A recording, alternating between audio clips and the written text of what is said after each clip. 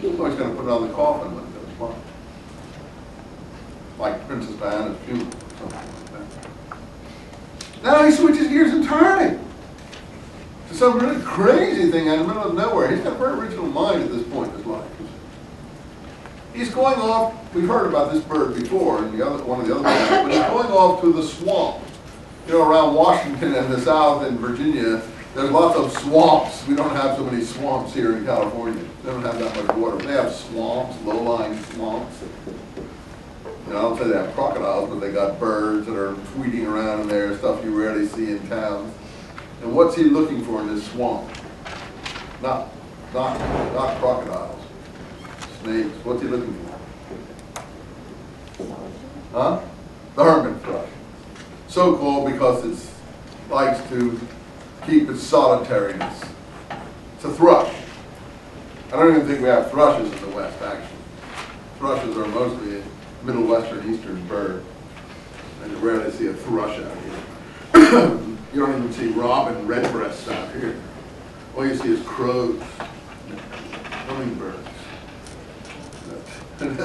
No, it's true. You don't see, you know, all you see birds on the way going somewhere else, but they don't stop right. The nicest looking bird I ever see here is the red-winged blackbird. Occasionally comes through, but other than that, or the gold-headed sparrow. But you don't see many good birds unless you really look for them.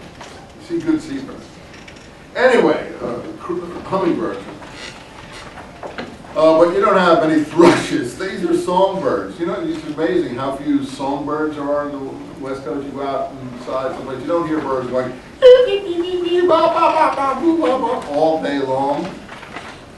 How many are from places where they have these birds chirping all day long?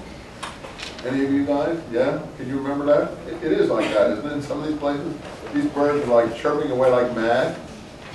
Isn't that true? Here they don't hear these chirpy birds so much. But anyway, imagine you're in a place with lots of chirpy birds singing away, singing away, singing away. But the most beautiful one is the hermit thrush. And that's why he picks on the hermit thrush. Because he's going to go find a bird that can sing more beautifully than all the others. A solitary bird that is nowhere usually seen. And you have to go into the deep recesses of the swamps to find it. You got it? That's why he's looking for the hermit thrush. I know this sounds dumb.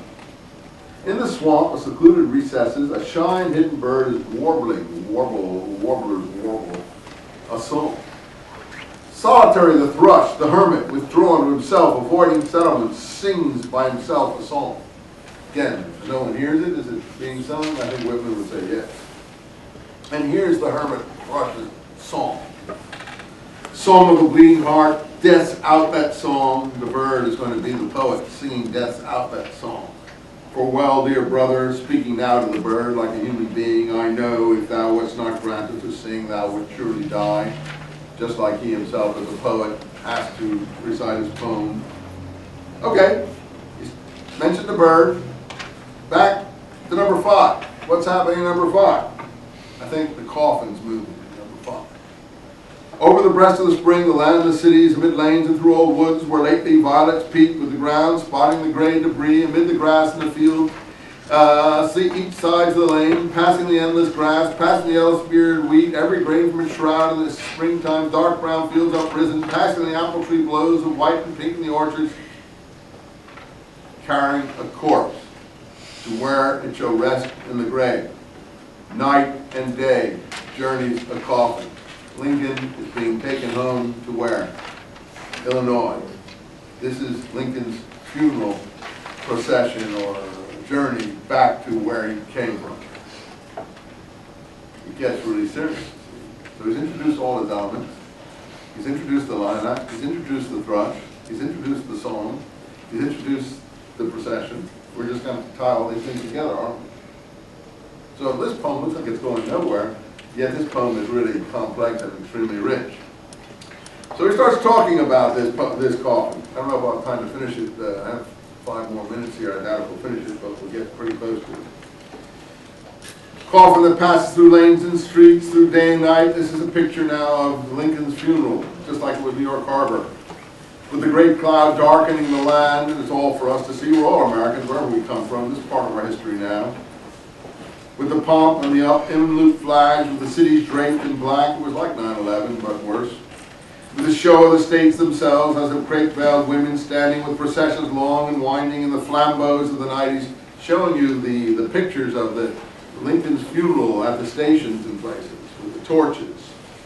With the countless torches lit, with the silent sea of faces and the unbared heads, with the waiting depot, the arriving coffin and the somber faces. He didn't have television then, but he could see it all. With dirges through the night, with 1,000 voices rising strong and solemn, with all the mournful voices of the dirges poured around the coffin, the dim-lit churches and the shuddering organs, where amid these you journey, with the tolling, tolling bells perpetual clang. And he doesn't just say tolling bells, what does he say? Tolling, tolling bells. He's trying to imitate the sound. He's great. Somebody does things like that. Here, coffin, that slowly passes. I give you my sprig of life. You see, you could have figured that out. If you'd read 5 lines with his poem, right? I got you dead right. You didn't even read up to section 6. Yeah. More than once you've commented, and you've read much more than I have, but you've commented about how he's lazy,